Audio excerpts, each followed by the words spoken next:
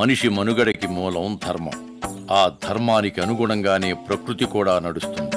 యుగ యుగానికి ధర్మం ఒక్కో పాదాన్ని కోల్పోతూ వచ్చింది. బ్రహ్మకి ఒక కల్పకాలం పగలుగాను, మరో కల్పకాలం రాత్రిగాను లెక్క. కల్పం అంటే 432 కోట్ల మానవ సంవత్సరాలు. ఇందులో కృత, త్రేత, ద్వాపర, కలియుగాలున్నాయి. కృతయుగంలో 17,28,000 మానవ సంవత్సరాలు.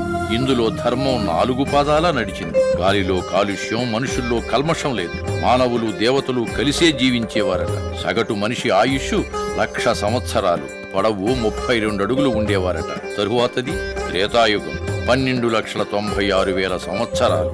ఇందులో ధర్మం 3 పాదాలే నడిచింది. రావణాసురుడి రూపంలో చెడు పురుడు పోసుకుంది. దాంతో ధర్మానికి విఘాతం ఏర్పడింది. మనిషి ఆయుష్ 10,000 సంవత్సరాలకి, పొడవు 21 అడుగులకి తగ్గిపోయింది. తదుపరిది ద్వాపరయుగం, 8,64,000 సంవత్సరాలు. ఇందులో ధర్మం 2 పాదాలే నడిచింది. ఇందులో రాజ్యకాంక్ష, ఈర్ష్య, ద్వేషాలతో దాయాదులు, పోరు, యుద్ధాలు.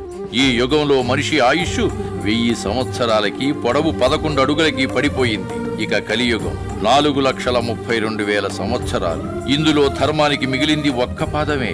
మనిషి అత్యంత నీచ స్థితికి దిగజారి తృప్తి అనేది లేకుండా బ్రతుకుతున్నాడు. తన స్వయం కృతాపరాధంతో 100 సంవత్సరాలు ఆయుష్ను 60 సంవత్సరాలకు దిగజార్చుకున్నాడు. పొడవు 6 అడుగుల కంటే కిందికి పడిపోయింది. అలా మనిషి యుగ యుగానికి తన ఆలోచనల్ని దిగజార్చుకొని ఈ నేలని పాపాల పుట్టగా మార్చి